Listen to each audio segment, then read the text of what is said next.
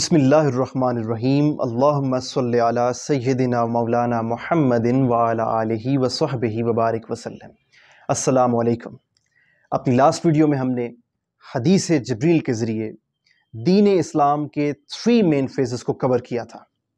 اب اس ویڈیو میں ہم جانیں گے کہ جب ایک انسان اللہ رب العزت کی توحید اور جناب رسالت مآب صلی اللہ علیہ وآلہ وسلم کی نبوت اور رسالت کا اپنی زبان سے اقرار کر لیتا ہے تو اس کے بعد یعنی دائرہ اسلام میں داخل ہونے کے بعد کون سا فریضہ ہے جو سب سے پہلے اس پر عائد ہوتا ہے؟ تو وہ عبادت، وہ فریضہ نماز کا فریضہ ہے۔ نماز کی تاکید اللہ رب العزت نے، خالق کائنات نے اپنے کلام مجید میں اس قدر زیادہ فرمائی ہے کہ 700 ٹائمز یعنی 700 مرتبہ اللہ تعالیٰ نے نماز اور اپنی دیگر عبادات کا قرآن مجید میں ذکر فرمایا، احکامات ارشاد فرمائے۔ اور پھر نماز کے لیے عربی زبان میں جو لفظ استعمال ہوتا ہے صلاۃ کا، وہ لفظ 67 ٹائمز اپنے کلام میں مینشن فرمایا، اور 32 ٹائمز لفظ صلاۃ کو لفظ زکوٰۃ کے ساتھ کمبائنڈ کر کے، مشترک کر کے مینشن فرمایا۔ یہ تو قرآن مجید کے فیکٹس اینڈ فگرز ہو گئے۔ اب میں یہاں پر حضور علیہ السلام کا ایک ارشاد گرامی کوٹ کرنا چاہوں گا جو کہ صحیح مسلم میں روایت ہے۔ روایت کا نمبر ہے 424۔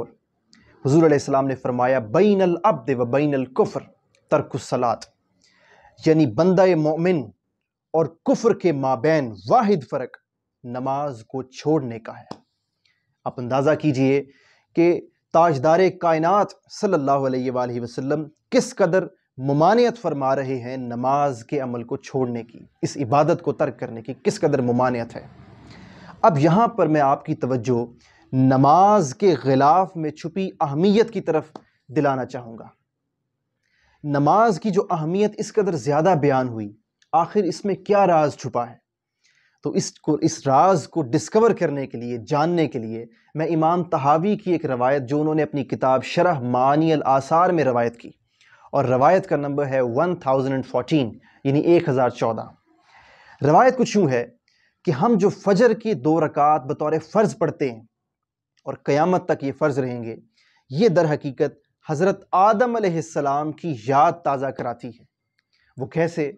وہ یوں کہ حضرت آدم علیہ السلام کو جب اللہ رب العزت نے جنت سے زمین کی طرف بھیجا تو آپ کثرت کے ساتھ توبہ کیا کرتے، اور جب آپ کی توبہ قبول ہو گئی تو آپ نے اپنے مولا کا شکر ادا کرنے کے طور پر، تشکر کے طور پر اس کی بارگاہ میں 2 رکعات بطور نفل ادا کیے تھے، مگر خالق کو وہ ادا اپنے بندے کی اتنی پسند آ گئی کہ اس نے فرمایا اے آدم کہ یہ جو آپ نے 2 رکعات ادا کی ہیں بطور نفل، میں اس کی یاد، میں اس کی کمیموریشن قیامت تک یوں مینٹین کروں گا، یوں برقرار رکھوں گا کہ اس کو قیامت تک کے لیے، حتیٰ کہ آخری نبی کی امت کے لیے اس کو فجر کے 2 فرائض بنا دوں گا۔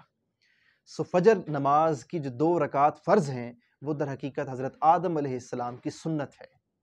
اس کے بعد ظہر کے جو 4 فرائض ہیں وہ دراصل حضرت ابراہیم علیہ السلام کی سنت ہے کہ جب آپ کی ہاں حضرت اسحاق علیہ السلام کی ولادت ہوئی تو آپ نے اپنے باری تعالیٰ کا شکر ادا کرنے کے طور پر 4 رکعات بطور نفل ادا کیے تھے۔ مولا کو اپنے بندے ایک محبوب ابراہیم علیہ السلام کی وہ ادا اتنی پسند آ گئی کہ قیامت تک کے لیے اب وہ 4 رکعات جو نفل ادا کیے تھے وہ اب ظہر کے 4 فرض بنا دیے۔ اسی کے ساتھ ساتھ عصر کی 4 فرائض وہ حضرت عزیر علیہ السلام کی ہمیں یاد دلاتی ہیں۔ وہ کیسے؟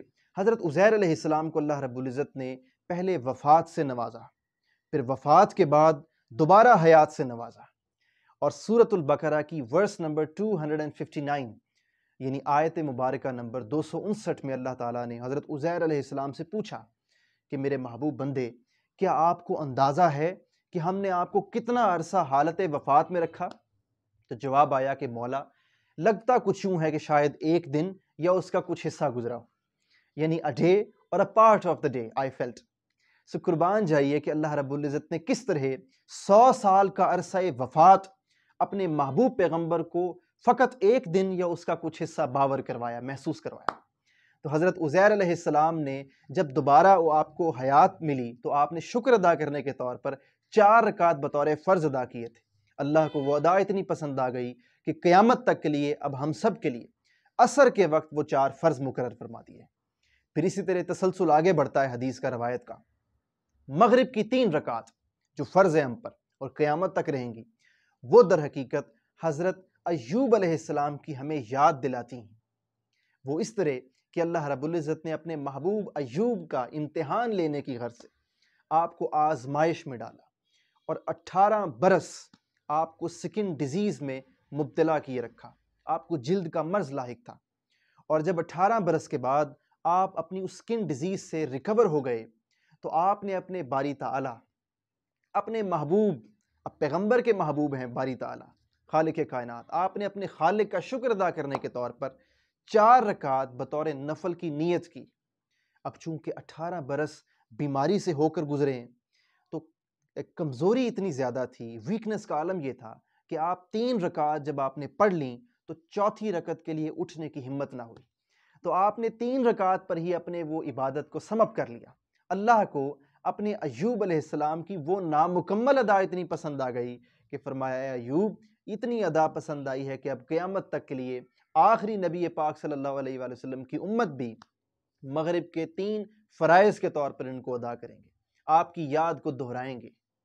اسی طرح آخری جو ہم پر نماز، ایک دن میں جو 5 نمازیں فرض ہیں، ان میں سے آخری نماز عشاء کی نماز ہے۔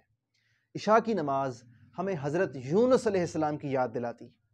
وہ اس طرح کہ اللہ رب العزت نے جب آپ کو مچھلی کے پیٹ سے 40 دن کے بعد نکالا تو آپ نے اپنے باری تعالیٰ کا شکر ادا کرنے کے طور پر 4 رکعت بطور نفل ادا کیے تھے، اور اللہ نے اپنے محبوب یونس کے وہ 4 نفل قیامت تک کے لیے عشاء کے 4 فرائض مقرر کر دیے۔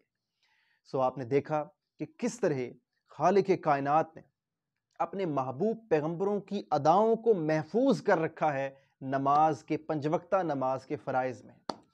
سو یہ وہ راز ہے کہ اللہ رب العزت چاہتا ہے کہ میرے محبوب کے امتی، میرے آخری نبی خاتم النبیین والامام المرسلین صلی اللہ علیہ وآلہ وسلم کے امتی میرے پچھلے پیغمبروں کی یادوں کو اس طرح سیلیبریٹ کریں، اس طرح کمیموریٹ کریں، اس طرح ان کی یاد کو تازہ کریں ایک دن میں 5 مرتبہ، کہ میرے محبوب کے امتیوں پر ان پیغمبروں کی اداؤں کا ان کا کچھ رنگ چڑھ جائے، ان کی شخصیتیں بدل جائیں، ان کے کردار پر میرے محبوب پیغمبروں کا رنگ چڑھ جائے۔ سو نماز کی اہمیت میں یہ وہ اچھوتا راز ہے جس کی طرف میں نے اس ویڈیو میں آپ کی توجہ دلانا چاہی۔